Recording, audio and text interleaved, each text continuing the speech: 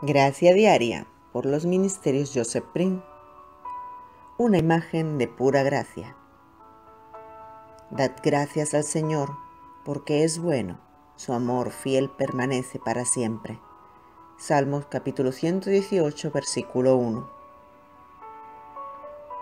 Hace años estaba sentado en mi sala, simplemente pasando tiempo en la palabra, cuando el Señor me habló y me dijo: Hijo, estudia el viaje de los hijos de Israel desde Egipto hasta el monte Sinaí, porque esta es una imagen de pura gracia. Ni un solo israelita murió durante este periodo, aunque murmuraron y se quejaron. Nunca había escuchado a nadie predicar eso antes o leerlo en ningún libro. Entonces, febrilmente busqué esa porción de las Escrituras, tratando de encontrar a alguien que había muerto, para poder probar que Dios estaba equivocado. ¿Has estado allí antes tratando de probar que Dios estaba equivocado? Bueno, nunca se puede tener éxito y de hecho no pude encontrar ningún israelita que muriera a pesar de que murmuraron y se quejaron. Dios había rescatado a los hijos de Israel de sus amos esclavos egipcios, realizando grandes señales y prodigios. Sin embargo, los hijos de Israel no lo honraron y murmuraron y se quejaron una y otra vez. Cuando el ejército egipcio se les acercó atronando por detrás y el mar rojo estaba delante de ellos, los israelitas clamaron a Moisés diciendo: «¿Porque no había tumbas en Egipto, nos has llevado para que muramos en el desierto? ¿Por qué nos has tratado así para sacarnos de Egipto?» Éxodo capítulo 14, versículo 11. Esa fue una queja contra Dios y murmurar y quejarse son pecado. Pero, ¿cuál fue la respuesta de Dios? Abrió el mar rojo y cruzaron a tierra seca del otro lado, a salvo de sus enemigos. Entonces, incluso después de que Dios los había llevado sanos y salvos al otro lado del mar, se quejaron de las amargas aguas de Mara. ¿Cuál fue la respuesta de Dios? Hizo dulces las aguas amargas. Éxodo capítulo 15, versículos del 23 al 25. En el desierto, clamaron contra Moisés cuando tenían hambre. ¿Cuál fue la respuesta de Dios? Llovió pan del cielo. Éxodo capítulo 16, versículos del 2 al 4. Pero aún así, los hijos de Israel se quejaron.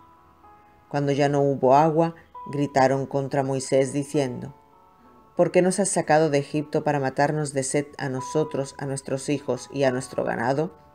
Éxodo capítulo 17, versículo 3. ¿Cuál fue la respuesta de Dios? Sacó agua del pedernal. Cada vez que los hijos de Israel murmuraron y se quejaron, solo trajeron nuevas demostraciones del favor, la provisión y la bondad de Dios.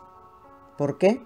Porque durante ese periodo las bendiciones y provisiones que recibieron no dependieron de su obediencia o bondad, dependían de la bondad de Dios y su fidelidad al pacto abrahámico. Éxodo capítulo 2, versículo 24, que era un pacto de gracia. ¿Puedes ver lo que el Señor me estaba mostrando? El viaje de los israelitas desde Egipto al Sinaí fue un cuadro de pura gracia. Sus bendiciones no dependían de su bondad, sino de su bondad, no de su fidelidad, sino de su fidelidad. Antes de que se dieran los 10 mandamientos, estaban bajo la gracia, y nadie era castigado incluso cuando fallaban. Pero inmediatamente después de que se dictó la ley, Éxodo capítulo 20, su fracaso resultó en un castigo. Amados, la buena noticia es que ya no estamos bajo el antiguo pacto de la ley. Hemos sido liberados de la ley por la muerte de Jesús en la cruz. Gracias a Jesucristo, ahora estamos bajo el nuevo pacto de gracia. Esto significa que hoy Dios no nos evalúa ni nos bendice con base en nuestro desempeño, sino en su bondad y fidelidad. Si ha estado luchando con un desafío durante algún tiempo, mire más allá de usted mismo, sus errores, sus carencias y sus imperfecciones. En cambio, mira y da gracias por la pura gracia que Dios te extiende hoy debido a la obra terminada de su Hijo.